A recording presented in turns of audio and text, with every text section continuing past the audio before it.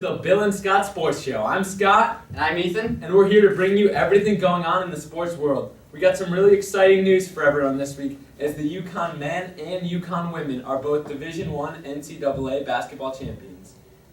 That's right. The UConn Huskies, the men, they defeated Kentucky in their final game, and the women defeated Notre Dame. That's right. The UConn men beat Kentucky by a score of 60-54 after beating the number 1 seeded team Florida in the semifinals. It's really interesting to note that UConn won their last 6 games, part of the tournament, after losing by 10 in the AAC championship game and losing by 33 points in their last regular season game against Louisville. And it's amazing if you look at who they've beaten in the tournament, because if you look at it, they've beaten a 1 seed in Florida, the 2 seed in Villanova, the 3 seed in Iowa State, the 4 seed in Michigan State. So yeah, it wasn't easy, and it's funny because they actually almost lost their first round game against St. Joe's. They needed overtime.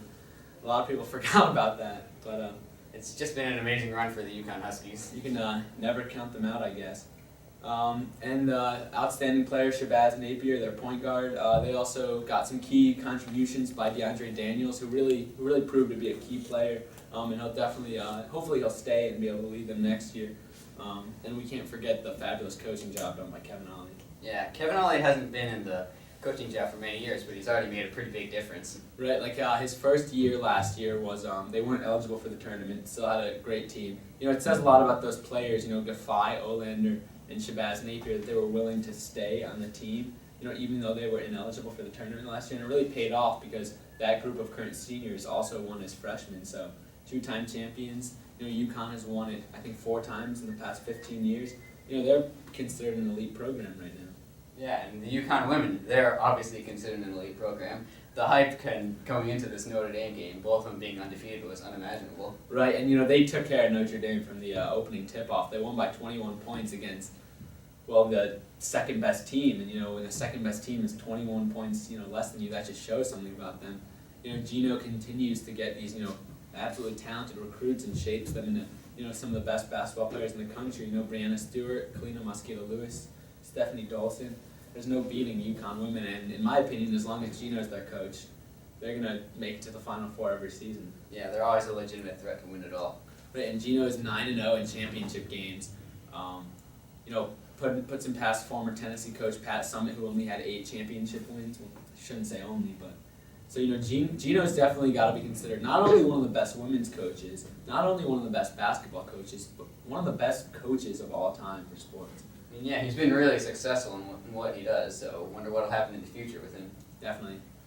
And so, back to the UConn men, it's interesting to note Shabazz Napier, throughout the season he's been projected, to be drafted in the NBA, maybe late second round, mid-second round. We've really seen his draft stock increase, So where do you think he's going to end up in June's draft?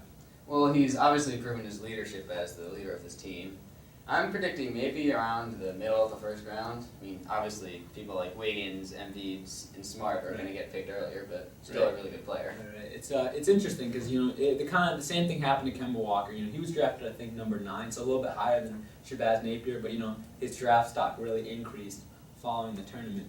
LeBron James tweeted this past week that he thinks no point guard should be taken before Shabazz Napier in the draft. Very bold statement. Shabazz Napier has the leadership skills, and he's obviously proved it. He's developed throughout his 4 years at UConn. But Australian basketball phenom Dante Exum. If you haven't heard of him, check him out. He's going to be a top 5 pick out of Australia. Marcus Smart out of Oklahoma State. Tyler Ennis out of Syracuse. Right there's already 3 point guards that are probably going to be picked higher than Shabazz Napier. But it's really an interesting debate whether you're looking at experience versus raw talent. But, and it's notable that Shabazz is older than all these other point guards, and he just took 1 year in college. Right. But one thing that one of Shabazz's weaknesses, if you compare him, Kemba Walker, he doesn't really have that speed or that explosiveness. Yeah, but he knows how to play defense, as you saw against the Harrison brothers. Right. So, it'll be interesting. It'll be very interesting to see where he goes. Another thing about Shabazz Napier was, he said this past week that he goes to bed hungry some nights, that he can't afford food, which is, kind of mind-blowing because here's someone who's providing thousands, millions of dollars for the University of Connecticut. People are going out of the store buying number 13 jerseys, paying hundreds of dollars for tickets. there's not food on his plate at night.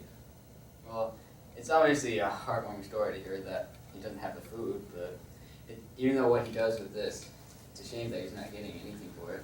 Right, and I mean it's kind of a tough situation because UConn says that all athletes have meal plans, so it's really tough to understand what really the true story is.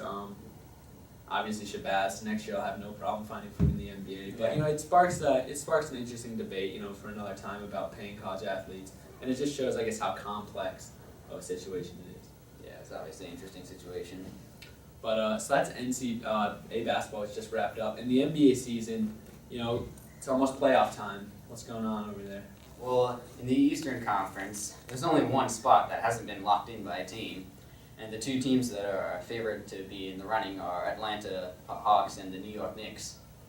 Yeah, Knicks, local team, very interesting season. Some ups, some downs, but signing Phil Jackson as an executive was a huge decision. But when it comes to a conference like the Eastern Conference, where you got your top 2 or 3 seeds is good teams, and the rest is kind of just a race. First one to get there. And Knicks have hung around. You think they're gonna get that 8 seed? They'll need a lot to happen. I mean, there's only about maybe 5 games left in the year, and they're about maybe 2 games behind Atlanta. So we have to see what happens. So would you say if the Knicks don't make the playoffs, do you think Carmelo stays? To be honest, I'm really not sure what happens with Carmelo because he never really expressed much opinion about whether he's happy or not. Yeah, it's tough. Like I said, bringing in Phil Jackson was probably huge to helping Carmelo Anthony stay. But the Chicago Bulls have shown a lot of interest. Joakim Noah and Derrick Rose have reached out to him. It'll be interesting to see where he ends up.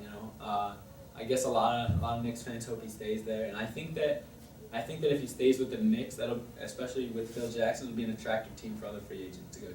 Yeah, New York hasn't really had many big free agent signings over the past few years, so Right. if they manage to keep Melo, then That's their first step in. I don't know if it's rebuilding, but I just call it a down year like the Lakers had last year.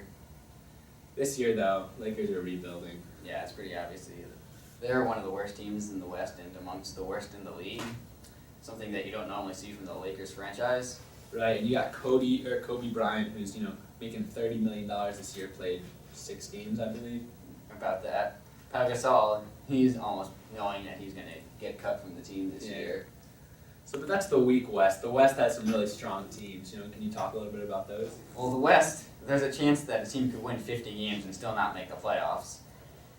As of now, 3 spots currently remain unlocked as Golden State, Warriors, Dallas Mavericks, the Phoenix Suns, and the Memphis Grizzlies remain headrunners for those spots. Yeah, those are some really interesting teams. All would be top teams in the Eastern Conference. Just shows how competitive the West is. So out of those 4 teams, who do you think is going to be the left out team? Well, I think it's either come down to Memphis or Phoenix. It would just be really fun to see Phoenix in the playoffs, but Yeah, especially with the way Dragic has been playing. the Dragon. Especially with the way Phoenix is an exciting team. Good for them. Golden State, I believe they will make the playoffs. Yeah, they're one of the top seeds that still haven't clinched yet. Yeah, they're quality. Stephen Curry's a top 5 player in my opinion. Yeah. But the top of the West, Yeah, if you look at teams like Yeah. the Spurs, they just came off of like a 19-game win streak. the Spurs every year in and out.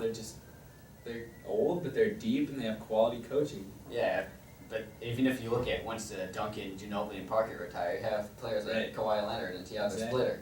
Exactly. They've built an excellent franchise there in San Antonio, and they're going to be around to stay for quite a while. Yeah, and if you look at teams like the Thunder, they're obviously going to be good for a while, assuming Durant stays for a long time. All right, so what do you think as the playoffs go on? Who do you think we're going to see emerge into the Eastern Conference Finals? Well, as of now, you can see the Pacers are obviously struggling. Frank Vogel announced that they rested all their starters the other day Yeah. against the Bucks. They still won. I know, it's still kind But, of impressive. Yeah.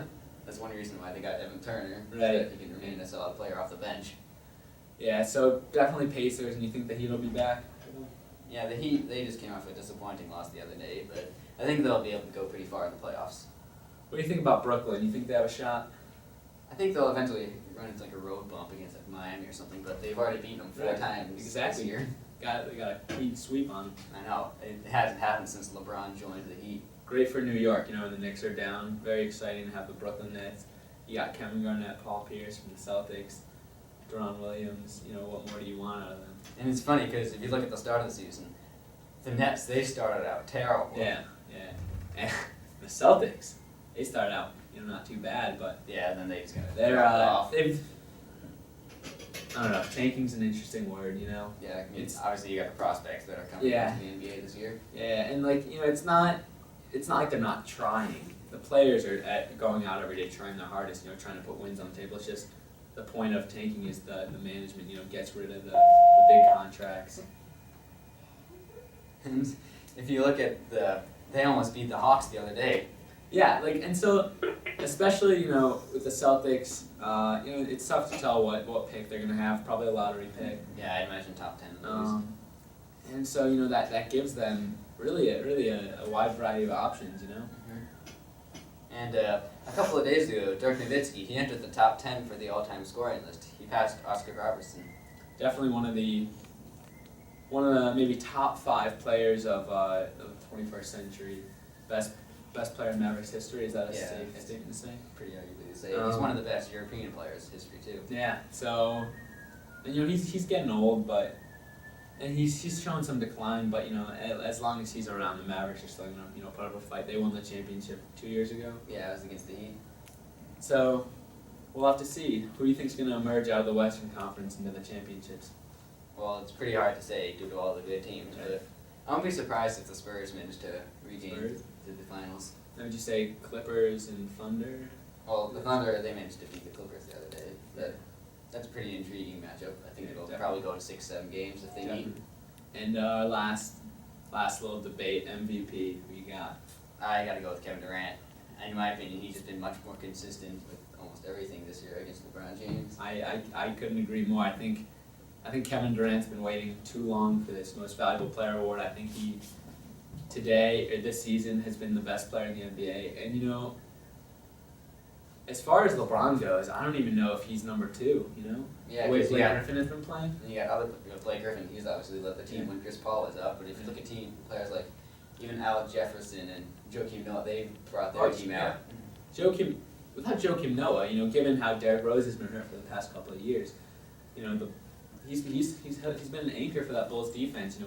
Watch them go far. Yeah, he's also made some pretty flashy passes in the absence of Derrick Rose too. Yeah, Joakim Noah's a fun guy to have on your team. Solid talent, and watch Derrick Rose come back healthy. Joakim Noah, sign Carmelo Anthony, And like Jimmy Butler in. And I think the Bulls are better than the Heat. Yeah, and in order to get Carmelo, they'll probably have to let Carlos Boozer go, but Taj Gibson's a pretty formidable replacement. Yeah, definitely. Any other things you wanted to say about the NBA? Well, Steve Nash, he's always been one of the best passers in the league, but a couple of days ago he moved into third of the all-time assist leaders. Definitely one of the, another one of the best, foreign-born basketball players in the NBA, not from Europe, but from Canada, of course. Very unselfish. Yeah, he obviously loves to distribute the ball and let others do the scoring. And he's one of those guys that, he's, how old is he, 40? Yeah, he's around there. And it's tough. It's tough because he has an energetic up-tempo style of play, which is tough to maintain. But as long as he keeps his fundamentals, his crisp passes, and he can avoid injury because he's had problems with that. Yeah, he can be around for another couple of years. But we'll have to see. It's obviously his decision. And even though he's making I think he has still another year left on his contract. This is worth around $10 million. So it kind of hurts the Lakers' rebuild for this year. Yeah, Lakers. They need to figure everything out. They needed Phil Jackson, maybe even more than the Knicks needed Phil Jackson. Yeah. And so, but it'll definitely be exciting to watch the baseball season as that heats up as summer goes. Watch the NBA playoffs, which will be very exciting. Maybe not the first couple of rounds, but as we get deeper into it, there's going to be some really tough battles going on. NHL playoffs. Those will be exciting starting soon. It's a good time for sports, Yeah, a lot of stuff's happening. We got anything else going on? That's all I got. All right, well, for all of us at the Bill and Scott Sports Show, I'm Scott. And I'm Ethan. And thanks for watching. We'll see you guys next week.